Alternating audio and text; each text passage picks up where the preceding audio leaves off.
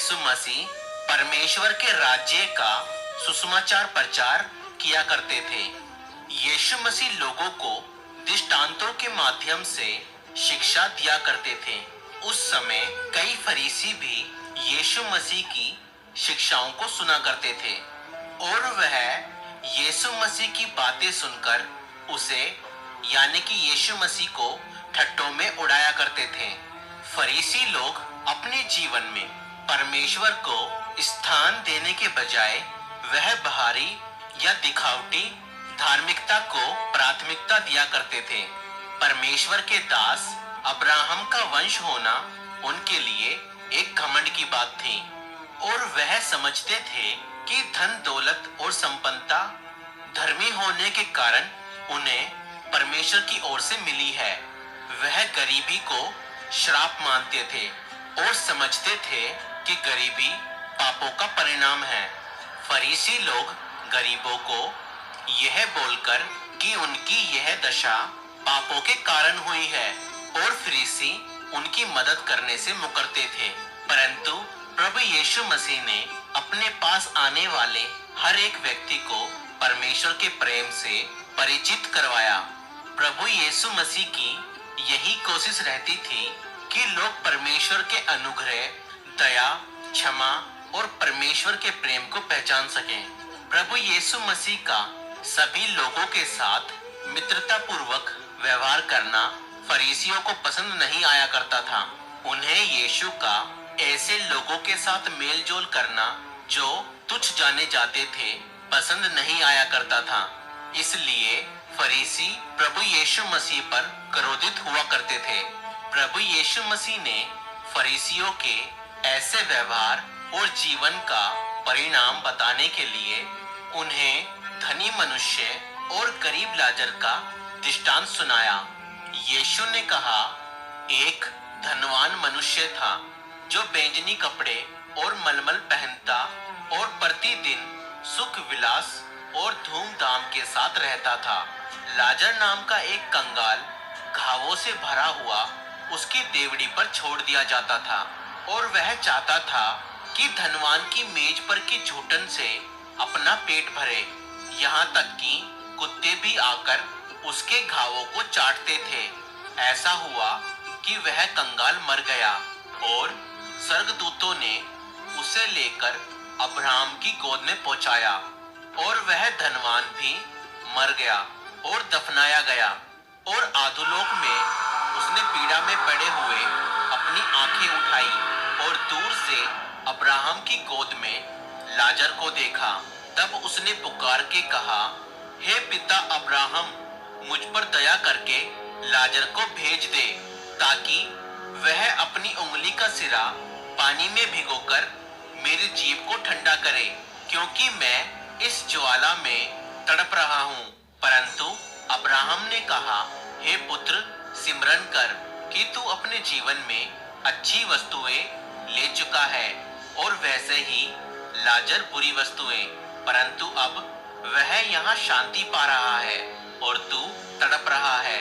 इन सब बातों को छोड़, हमारे और तुम्हारे बीच एक भारी गड्ढा ठहराया गया है कि जो यहाँ से उस पार तुम्हारे पास जाना चाहे वह ना जा सके और ना कोई वहां से इस पार हमारे पास आ सके। उसने कहा, तो हे पिता, मैं तुझसे विनती करता हूँ कि तू उसे मेरे पिता के घर भेज, क्योंकि मेरे 5 भाई हैं। वह उनके सामने इन बातों की गवाही दे, ऐसा ना हो कि वह भी इस पीड़ा की जगह में आए। अब्राहम ने कहा, उनके पास तो मूसा और भविष्यवक्ताओं की पुस्तकें हैं, वे उनकी सुने। उसने कहा, नहीं हे पिता अब्राहम, पर यदि कोई मरे हुओं में से उनके पास जाए तो वह मन फिराएंगे। उसने उससे कहा, जब वे मूसा और भविष्यवक्ताओं की नहीं सुनते तो यदि मरे हुओं में से कोई जी उठे तो भी उसकी नहीं मानेंगे।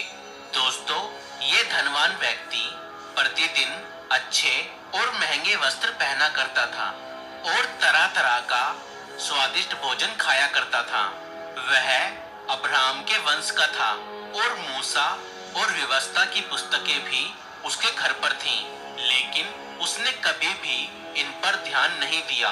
अगर आपके पास भी परमेश्वर का वचन यानी कि पवित्र बाइबल है और आप उसे नहीं पढ़ते, तो आज से ही पढ़ना शुरू करें। पवित्र बाइबल आपके जीवन को बदल सकती है। उस धनी मनुष्य का जीवन भोग विलास तथा संसार में आनंद करने में ही व्यतीत होता था, और दूसरी तरफ लाजर नाम का एक व्यक्ति था जो कि कंगाल था। उसके पास इतने पैसे भी नहीं थे कि अपने घावों पर मरहम पट्टी करवा सके। वह उस धनवान की झूठन से अपना पेट भरा करता था और कुत्ते उसके घावों को चाटते थे। मगर जब वो दोनों मरे, तब निर्धन लाजर स्वर्ग में अब्राहम की गोद में है और धनवान मरकर अधोलोक में गया, जो एक नरक जैसी ही जगह है।